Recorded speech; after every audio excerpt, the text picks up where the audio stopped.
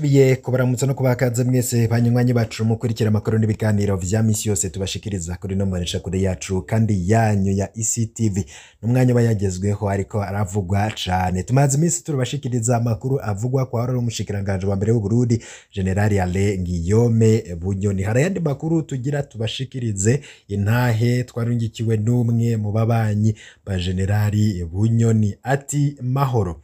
Jewe ndi umuntu yashimye ingingo yafatiwe General Bunyoni ariko sinashimye kugira komanteri ku bw'imvo z'umutekano wanje.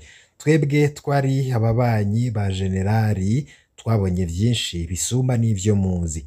Hageze ko General Bunyoni ataha tweho bari baratumariye imiduga yacu bayigonga nibigira nkana.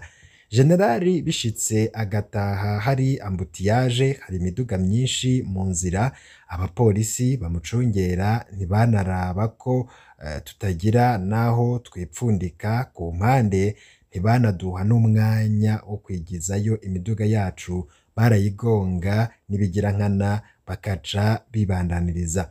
Uhirahiye ugasubira kwatsa umuduga batararengana hoho waribonerako.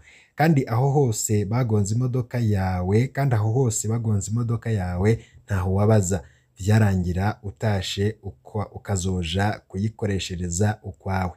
Ivyo kandi vyaba kenshi cane, vyarashikiye abantu benshi bataha muri zirya nzira acamwo. Jewe barigeze kungonga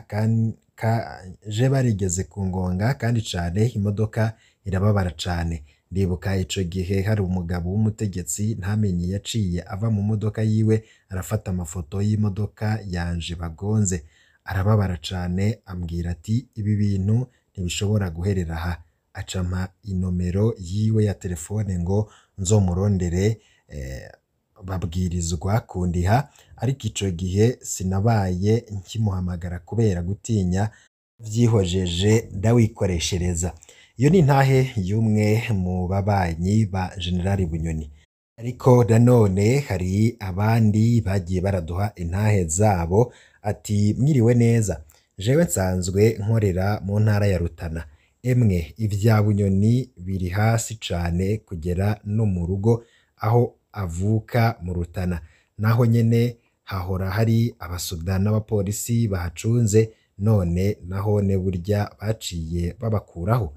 Iyaje ino twaba tugowe, ino dufise akabare hafi yiwe bita Sparks, bagatazira mu vyatsi, yaje ntawusubira kwidagadura, abamucungera ariho bari. Yahoraza adateguje, ukaza ubona harabaye alerte, wari witeramiye mu gutaha ugaca mu canzo nk'umumenja, kandi ari amahera yawe wariko uriryohererwa mu bandi. Ubu duterama ataco twinona, akabi katuvuyeko. Iwe hasigaye aba veterineri, abaganga b'ibitungwa n'abakozi bahirira inka ziwe. Ubu Rutana iraryoshe na gahengwe. Intahe y'umunyagitega yagonganye na Bunyoni. Nawe ati amahoro mugenzi, nanje ndafise intahe y'uwagonganye na Bunyoni. Jewe nsanzwe mba Igitega, hari muri 2021 Bunyoni yariko ava iwabo mu Rutana azi Igitega, acagongana gato bitababaje n'umugabo asanzwe abaha nyene Igitega w'umushoferi. Uwo mugabo yaciye afatwa, ubwo nyene bamuruhukirije mw'ibohero rikuru aha nyene Igitega. Burya yamazeyo hafi umwaka abona kurekurwa atanaburanye. Ivyo vyabaye muri 2021, none arekuwe ubu muri 2022. Bane mu bategetsi b'u Burundi bafite ipete rya generale baratungwa agatoki kuba aribo baboheye amaboko imugongo abarundi n'u Burundi, nkuko tubisoma mu kinyamakuru La Libre Belgique cyo mu gihugu cyo mu Bubirigi. Izo nzobere mu kwihagira ubutunzi bw'abanyagihugu n'igihugu ngo kwisonga haza umukuru w'igihugu Evariste Ndayishimiye, aramutwa igihugu muri kino gihe umushikiranganje wa mbere Gervais Ndirakobuca, Prime Niyongabo arongoye ibiro bikuru vya gisirikare, hamwe na Ildefonse Habarurema arongoye urwego rw'iperereza. Ido nido na mugenzi wacu Josiane Muzaneza. ni bane nk'abamusketeur canke abadalton tubona mu bitabo vyagenewe abana uretse ko ivyo bo bakora bidashimisha canke ngo biryohera ababibona. Uko niki kinyamakuru La Libre Afrique kirondora ivyo bihangange bine bifise igarade ya general vyimonogoje mu gusahura igihugu n'abanyagihugu. Ibihangange birongowe n'umukuru w'igihugu wenye n'ubwiwe muco bise intwaro y'ikidede nk'uko tubisoma muri ico kinyamakuru. Evariste Ndayishimiye yihisha inyuma yo gutandukanya n'uruvyaro rwiwe mu guhisha amanyanga akora mu kunyonora itunga ry'igihugu. Duhereye ku mutambukanyi wiwe, ico kinyamakuru gitanga akarorero kishira hamwe umugira neza rirongowe na Angelina Ndayishimiye, ishira hamwe ryigisha abakenyezi n'abigeme bimirije kuja gukora ubuzi bwo mu nzu mu bihugu vy'Abarabu. Aho iryo shira hamwe rikaba ritangisha amafaranga angana n'amadolari y'abanyamerika 400 ku muntu umwe, ahanini abo bakenyezi n'abigeme bakabigisha amajambo amwe y'Icarabu. Ku ruhande rw'uruvyaro rw'umukuru w'igihugu, ikinyamakuru La Libre Afrique gitanga akarorero k'umukobwa wa Evariste Ndayishimiye yitwa Navikeli, afise ishira hamwe ryitwa Bene Ntare rikora amasuku be no gukinjika. Iryo shirahamwe akaba ari ryo ryanahawe isoko ryo gusukura no kugaburira abakorera ku kirimba c'umukuru w'igihugu Ntare House. La Libre Afrique kiranavuga kandi abandi bana babiri b'umukuru w'igihugu aribo James na Alwin bashinze ishirahamwe Line Electronic Technology risigaye giharije amasoko nka yose ya leta. Uyu ndavuga muri ayo manyanga ni umushikiranganje wa mbere Gervais Ndirakobuca bataziranda kugarika. Uyo ni waje rwo kugenzura ibikorwa byo gushinga no gukurikirana amakoperative, igikorwa akora agamije kunyuruza amafaranga yakigenewe, kuko nk'uko tubisoma mu kinyamakuru La Libre Afrique uyo mutegetsi ahakura amacumi atari make y'amamiliyoni y'amafaranga y'amanyaburaya. Uyundi mutegetsi bivugwa ko ariko akurikiza umwibutsa w'uko impene irisha hiziritse ni urongoye ibiro bikuru vya gisirikari General Prime Niyongabo. Uyo nawe akoresha igihagarara afise mu kuzuruma buri kwezi amadolari y'amanyamerika 200 ku musirikare wese wo mu Burundi yarungitswe mu gikorwa cyo kugarukana amahoro n'umutekano mu bihugu vya Somalia na Centrafrica.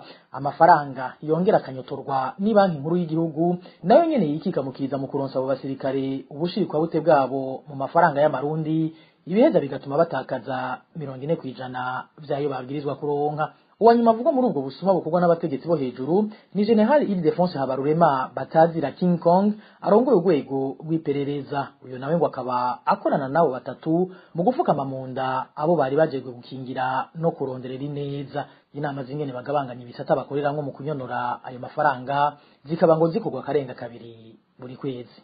Arakoze mugenzi wacu Josiane Muzaneza. Tukivuga ibijanye n'intwaro ibereye naho abakozi bo mwishira hamwe Pona Pharmaceutical baratabaza abajeje igisata cy'akazi n'abakozi ko bo basabira kubahirizwa mu kazi ka misi yose. Abo bakozi bavuga ko batagira ikiringo cyategekanije cyo guhemberwa ko iruhande yuko bamara amezi badahembwe, kandi ngo ntibanabwirwe aho bazohemberwa, bakababazwa nuko muri iyi misi mikuru iheze umwaka batazohembwa nk'uko ababarongoye ngo babibabwiye. Tega amatwi umwe mu bakozi bavuganye na RPA. Mu kwezi kw'indwi kuva aho habereye ikibombora muri Pona bakirukana abategetsi bamwe hakaza abandi, harakurikiwe bitameze neza. Kumva ico gihe turamaze guhemberwa, umuntu akoze atona ku kazi nta myanga duhembeye itariki n'iyi. Ubu rero byarengeranye aho tugeze ukwezi kwa 10 ntikida kuduhembera n'ukwezi kwa 12 ntikida duhembera. Twaruka kugirisha inama rero umudeje aratugirisha inama aratubwira ati nimureme ubu rero tuja tubahera amezi abiri ari hamwe. Abakozi bararema hari matariki ya mbere yo ku 12,